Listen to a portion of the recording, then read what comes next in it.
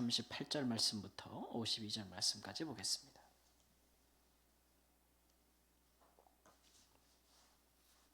시편 89편 38절부터입니다.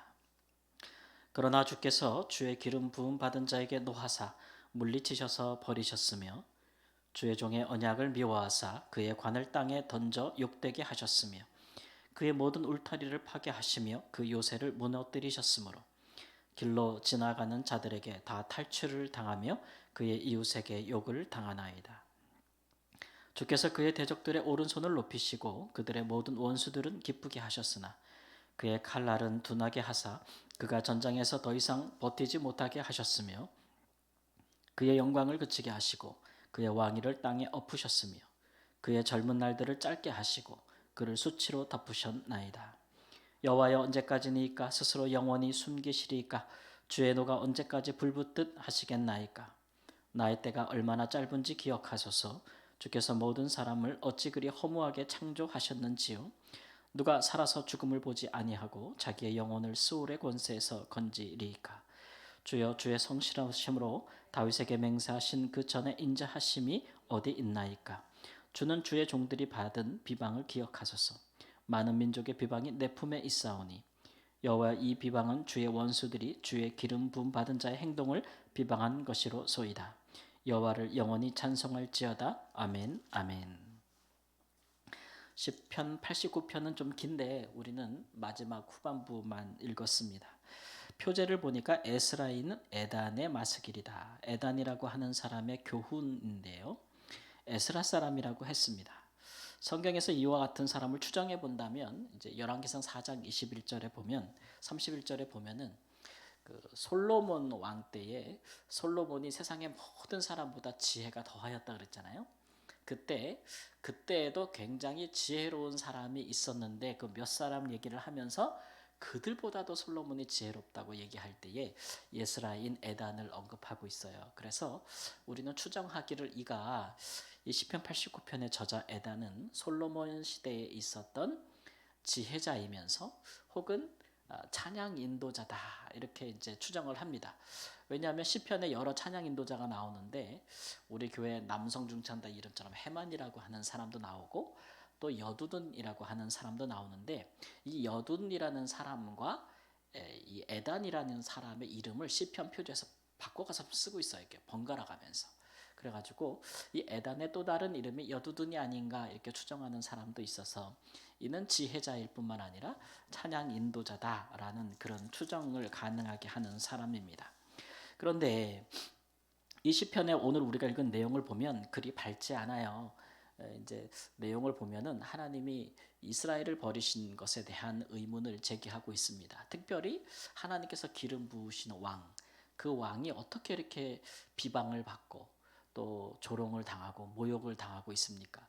하나님 언제까지 그렇게 하시겠습니까? 라는 질문들이 계속되고 있고 하나님께서 우리보다도 우리 대적을 더 편들어 주시고 그들을 높게 해 주셔서 우리 왕은 그 젊은 날이 짧고 아주 수치로 덮였다 이런 말을 45절에 하고 있거든요.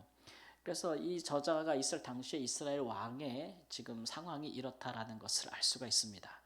그래서 이런 상황이 언제 벌어졌겠는가 우리가 추정을 해보면 이 사람이 솔로몬 시대 사람이라고 우리가 이제 단정을 지어보면 솔로몬의 이제 후반기가 되겠죠.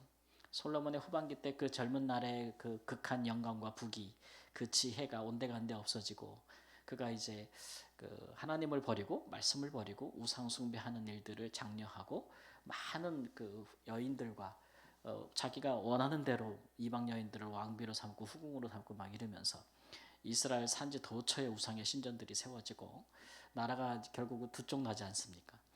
그런 일들이 벌어질 때에 일어난 일들이 아닌가. 그때 보면은 이제 솔로몬의 마지막이나 혹은 그가 죽은 직후에도 보면 이방 민족들이 이스라엘을 쳐들어와서 굉장히 이제 힘들게 하는 일들, 또 솔로몬 사후에 반역하는 일들이 굉장히 많이 일어납니다. 솔로몬이 노년이 되었을 때에 여러 세력들이 이스라엘 내에서도 반역이 일어나가지고 그래서 그의 왕권이 약해지고 그가 많이 비방을 받는 사건들이 많이 발생하거든요. 그래서 그때로 볼 수도 있고 아니면 후대에 이제 유다라는 나라가 다 망해가지고 그 후손들이 이 뒷부분을 좀 덧붙여 놓은 게 아닌가라는 생각이 들기도 하고 학자들에 따라서 좀 다르긴 해요. 왜냐하면 우리가 38절부터 읽었는데 그 37절까지의 내용이 38절하고 확연히 다르기 때문에 그렇습니다. 그러니까 1절부터 37절까지의 말씀을 보면은 이 에단이라고 하는 사람들, 이분이 하나님께서 다윗에게 약속하신 것들에 대해서 얼마나 그 언약이 위대하고 얼마나 놀랍고 대단한 것인지를 칭송하는 내용들로 가득 차 있어요. 어떻게 하나님이 다윗에게 이런 약속을 주셨는가? 막 그것에 대한 내용들을 상세히 언급하면서 이야기하거든요. 그러니까 하나님께서 다윗에게 하신 언약도 우리가 기억하고 있지만 사무엘하 7장에 가보면 하나님께서 내가 너를 위하여 집을 짓겠다 하시고 너의 몸에서 날짜가 끊이지 아니하고 계속 왕위를 유지할 것이라고 하시고 너의 나라가 영원할 것이고 너의 보좌도 영원할 것이다 이렇게 해가지고 다윗이 막 하나님 나한테 어떻게 이런 은혜를 주실 수 있냐고 막 그러면서 막 하나님 앞에 감사하고 막 그런 거 있잖아요. 다윗이 하나님께 성전 짓기를 사모할 때에 하나님께서 네가 나를 위해 집을 짓지 않고 내가 너를 위해 짓겠다 하면서 이런 약속을 주셨거든요.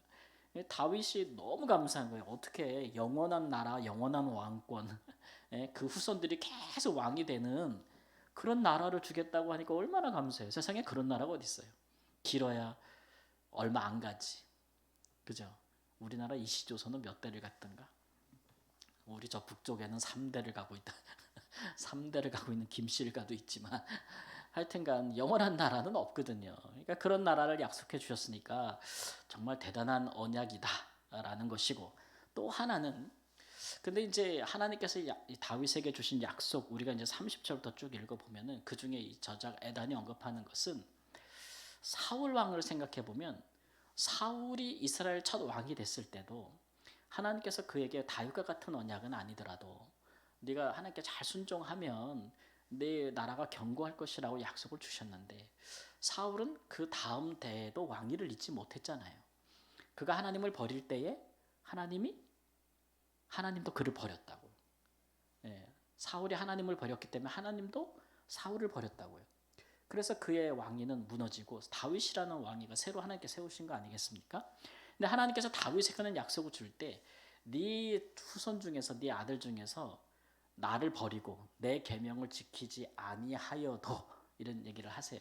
그래도 내가 그를 사울처럼 버리지는 않겠다 이렇게 얘기하거든요. 그러니까 물론 내가 너에게 준 언약과 약속은 분명하고 또 그러나 내가 내 계명을 어기고 네 후손들이 네 아들들이 내 계명을 어기고 나를 배반하면 내가 그들을 징계는 하겠지만 그러나 아비가 아들을 징계함 같이 징계하는 것이고 내 은총을 그들에게 완전히 빼앗지는 아니하겠다라는 약속까지도 하나님이 준 거예요. 그러니까 이 약속도 다윗의 언약 안에 들어가 있는 내용이라 너무 이것도 참 하나님의 귀한 인자하심이라고 칭송하고 있는 부분이 37절 전에 쭉 나옵니다. 그렇게 나오는 거예요. 그러니까 이만한 보장이 없는 거죠. 이만한 보장이. 그러니까 다윗의 나라는 무너지지 않는 거예요. 하나님이 그 후손들이 못되게 해도 하나님께서 다윗을 생각하사 은총을 거두지는 않겠다고 하셨으니까. 그러니까 하나님의 인자와 성실하심이 그 나라를 영원히 이끌어가는 것이라는 거죠. 그 약속을 주셨단 말이에요. 그러고 나서 38절이 시작이 됐는데 그러나 이렇게 시작되잖아요. 그러나 하나님께서 주의 기름 부으신 자에게 노하하셔서 이렇게 시작을 합니다. 그래서 그를 물리치고 버리고 그를 미워하고 그의 관을 땅에 던져 욕되게 하시고 울타리를 파괴하고 요새를 무너뜨리고 우리가 욕을 당하게 만드시고 전장에서 더 이상 버티기 못하게 하셨으며 그 왕위를 땅에 엎으셨고 그 영광을 그치게 하셨고 그러니까 이렇게 계속 얘기하는 건 뭐냐면 하나님께서 다윗에게 하신 약속이 어디 갔냐 이거죠. 어디 갔냐. 49절 보니까 주여 주의 성실하심으로 다윗에게 맹세하신 그 전에 옛적의 그 인자하심이 도대체 어디 있습니까? 이렇게 얘기하는 거죠. 그러니까 이 말씀은 우리가 잘했다는 것은 아닙니다. 우리가 잘했다는 것은 아닌데 근데 하나님께서 그래도 은총은 빼앗지 않겠다고 얘기하셨고 하나님의 인자와 성실이 폐하여지지 않겠다고 약속한 게 있는데 지금 우리 상황은 그 약속이 무색하게 완전히 하나님께서 버리신 것 같다는 거예요. 완전히 버리신 것 같으니까 도대체 그러면 하나님이 다윗에게 하신 언약이 지금 그 이루어지고 있는 겁니까? 라고 의문을 제기하는 겁니다. 의문을 제기하고 언제까지 이렇게 하실 요량입니까? 우리가 아무리 잘못했어도 우리 원수들이 저처럼 날뛰는데 우리를 이렇게 모욕하고 우리를 짓밟는데 우리가 짓밟히면 하나님도 짓밟히는 건데 언제까지 그렇게 하시겠냐고 해서 의문을 막 제기하는 게 51절까지예요. 그러고 나서 갑자기 52절에 보면 여호와를 영원히 찬송할지어다 아멘 아멘 이렇게 나오니까 이게 분위기가 너무 이상해요. 막 하나님 앞에 그 굉장히 불만스러운 의문을 막 제기하면서 갑자기 마지막이 여호와를 영원히 찬송할지어다 아멘 아멘 이렇게 끝나니까 어떻게 보면 이 사람 정신병자인가 이런 생각이 들 정도로 너무 어조가 달라요. 근데 이제 이게 우리가 성경이니까 해석하려면 이렇게 되는 거죠. 아, 이 사람이 하나님 앞에 지금 강력히 의문을 제기하고 있지만 이것은 하나님을 부정하는 차원에서 그런 것은 아니고 도대체 하나님께서 그렇게 약속해 주셨는데 다윗에게 지금 그 약속이 깨진 것 같은 현실이니까 정말 하나님 이거 무슨 어떻게 하려고 이러십니까? 라고 강력히 의문을 제기하는 것이고 그렇게 보면 이제 하나님이 어떻게 하실지를 지켜보겠다라는 겁니다. 근데 이제 이 사람 말대로 47절에 보니까 나의 때가 얼마나 짧은지 기억하소서 이렇게 얘기하잖아요. 그러니까 이 사람은 자기가 죽기 전에 하나님의 약속이 어떻게 이루어진지를 보고 싶은 거예요 지금. 네, 그래서 이렇게 기도를 하는 겁니다. 그러니까 하나님에 대한 완전한 불신은 아니고 그러지 하나님께서 성실하시고 인자하셔서 은총을 거두지 않으신다고 했는데 너무 이게 하나님의 진노가 오래가고 자기가 보기에도 하나님 완전 이스라엘을 버린 것 같으니까 이게 맞습니까? 라고 의문을 제기하지만 그러나 하나님께서 그가 말씀하신 대로 이루실 것이라는 그런 믿음으로 끝맺음하고 있는 겁니다. 그러니까 하나님께서 어떻게 하실지 지켜보겠습니다. 하나님 하신 말씀 기억하셔서 그대로 해주세요 라고 강력히 촉구하고 있는 거예요. 하나님 앞에 강력히 촉구하고 있는 겁니다. 자기가 알기로는 우리 하나님은 거짓말 안 하는 분이고 한 번 말씀하신 것은 변치 아니하신다. 시건치 아니하신다. 그래서 자기가 한 말에 대해서는 하나님이 그의 성실하심을 패하지 아니하신다. 예, 그런 분인데 지금 왜 이렇습니까? 지금 그 하나님 어디 갔습니까? 이렇게 의문을 제기하고 그러나 하나님께서 의문을 제기하는 것은 그러면 하나님이 그렇지 않다는 걸 보여주세요. 네? 그렇지 않다는 걸 보여주세요. 라고 하는 차원에서 마지막으로 하나님께 찬송한다고 끝마치고 있는 거예요. 여러분 이제 우리가 이제 그 하나님에 대해서 알 수 있는 그 길이 어떤 방법이 있습니까? 그러니까 이 사람도 좀 기도를 하고 있는데 뭐에 호소해서 기도하고 있냐면은 하나님은 그런 분 아니잖아요. 근데 왜 지금 상황이 이래요? 하나님 여기 대해서 뭐라고 말씀하실 겁니까? 이렇게 이제 의문을 제기하고 있는 거거든요. 그러니까 우리가 하나님은 눈에 안 보이기 때문에 하나님이 어떤 분인지 알 수 있는 유일한 방법은 하나예요. 그 뭐냐면 하나님이 자기가 그 입으로 뱉은 말대로 하시는 거예요. 그것을 통해서 우리는 그 하나님이 어떤 성품인지 어떤 분인지를 알 수 있거든요. 그러면 우리가 하나님은 이런 분이니까 그래서 우리가 어떻게 기도할지를 알게 되는 거예요. 우리가 누구에게 뭘 부탁하거나 뭐를 아뢰거나 혹은 뭐에게 요청할 때에 그것을 들어주는 분이 어떤 분인지를 알아야 우리가 그분 앞에 뭘 요구하든지 뭐 간구하든지 할 거 아닙니까? 내 기도를 들어주는 분에 대해서 내가 아무것도 몰라. 그분이 어떤 분인지 내가 아무런 사전 지식도 없고 그런 것도 없으면 그게 얼마나 어려워요. 기도하기가. 그러면 거기는 내 입장밖에 없는 거잖아요. 상대가 누군지 모르니까 그냥 내 입장만 계속 나는 이게 필요하고 나는 이래서 이렇고 난 요게 요원하고 내가 지금 상황이 이렇고 이거밖에 할 수가 없는 거예요. 그런데 하나님을 향한 우리의 믿는 자들의 기도는 달라요. 그냥 막연하게 뭐 해와 달, 나무 뭐 이렇게 우상들에게 호흡도 없고 생명도 없고 뜻도 없고 의지도 없고 말도 못하는 우상들에게 하는 기도랑 다르거든요. 우리의 기도는 하나님이 살아계시기 때문에 주고받는 게 있는 거예요. 대화라고 얘기하잖아요. 그래서 이렇게 의문을 제기하기도 해요. 누가 생명이 없는 우상에게 의문을 제기할 수 있습니까? 근데 우리는 의문을 제기하거든요. 하나님 왜 이렇습니까? 하나님 말씀하신 건 이건데 왜 실상은 이렇습니까? 그래서 의문을 제기하기도 하고, 욥기 같은 거 보세요. 하나님과 막 변론하지 않습니까? 법정에서 하듯. 이게 우리 하나님입니다. 우리가 하나님에 대해서 유일하게 알 수 있는 것은 사람도 마찬가지잖아요. 그 사람의 성품을 우리가 어떻게 알 수 있습니까? 우리가 그 사람을 겪어보면서 야, 이 사람 진짜 이런 인격을 갖고 있구나 라고 아는 것인데, 어떻게 할 수 있습니까? 그 사람의 말과 그 사람의 행동으로 알 수 있지 않습니까? 그가 말한 대로 행동하는가, 그가 말과 달리 행동하는가, 그는 무슨 말을 하며 어떻게 행동하는가, 이런 거를 통해서 상대를 우리가 알아가면서 그 사람의 성품을 알아가듯이 우리가 하나님을 알 수 있는 유일한 길이 그거거든요. 이 저자도 지금 뭐라고 얘기하냐면, 하나님께서 다윗에게 이렇게 얘기를 했는데, 그러면 그게 이루어져야 되는데 왜 안 이루어집니까? 왜 이게 이런 상황이, 그 내용과 하나님께서 하신 맹세와 반대되는 듯한 상황이 계속되는 것입니까? 언제까지입니까? 이렇게 이제 얘기하고 있는 것이거든요. 그런데 마지막으로 하나님께 찬송 돌리고 아멘 아멘 한다는 것은 그가 극한 의심보다는 하나님께서 결국은 그렇게 하실 거다, 자기가 한 말대로 하실 거라는 믿음 하에 의문을 제기하고 있다는 것을 이제 알 수가 있어요. 우리도 하나님 앞에, 하나님께서 전에 제게 이런 은혜를 주셨고 제게 이렇게 말씀해 주셨는데 하나님 언제입니까? 이 때와 시기는 또 우리 하나님이 자기 권한에 두셔서 우리가 항상 대부분 의문을 제기하는 것들은 그런 부분들이 많습니다. 하나님 언제입니까? 왜 지금은 아닙니까? 이런 식으로, 그런 것들을 우리가 간구하고 기도할 때에, 변론할 때에, 하나님 앞에 막 묻고 그럴 때에 우리가 하나님을 부정하면서 하나님이 아주 악하고 하나님이 선치 아니하며 하나님이 인자하심이 없고 하나님이 되게 불성실한 분이라는 걸 전제로 우리가 하나님과 그렇게 막 기도 가운데 그렇게 하는 게 아니거든요.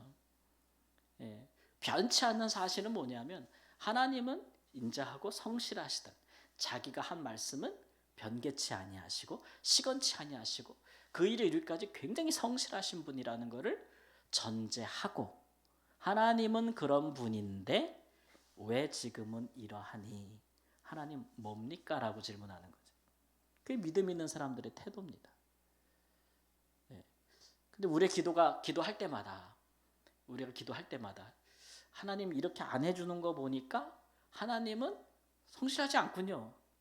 하나님은 선하지가 않군요. 하나님은 이렇게 인자한 마음이라고는 씨앗만큼도 찾아볼 수가 없군요. 잔인한 분이군요. 이렇게 우리가 기도하면 그거는 우리가 하나님을 하나님으로 믿는 것은 아니죠. 그죠? 우리의 기도는 그런 면에서 다릅니다.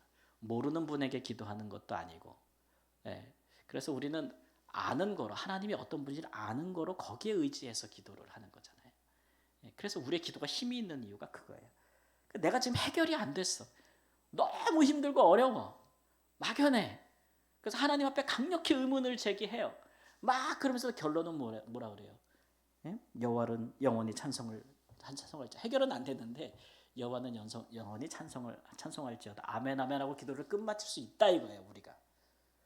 왜냐하면 우리는 하나님 믿기 때문에, 하나님 어떤 분 신뢰하기 때문에. 그게 우리의 기도의 다른 점이고, 믿는 자의 기도가 힘이 있는 것이고, 결국 그런 식으로 우리가 하나님을 알아가지 않습니까? 우리의 기도가 이렇게 하나님의 성품과 그의 말씀이 어떻게 이루어지는지에 대하여 상고하고 또 생각하고 그런 것들을 안 하면 도저히 하나님을 알 길이 없어요. 우리의 기도는 이런 식으로 하나님을 알아가는 가장 은혜로운 수단이라는 것을 기억하시고, 기도 중에도 우리가 하나님의 말씀을 기억하고 또 하나님이 어떤 분인지를 더 확신하게 되고, 또 하나님의 행하심을 보면서 하나님을 더 깊이 알아가는 좀 하나님과 깊은 믿음과 신뢰를 가진 자의 기도가 세계로 들어갈 수 있는 은혜가 있기를 주님의 이름으로 축원합니다. 아멘.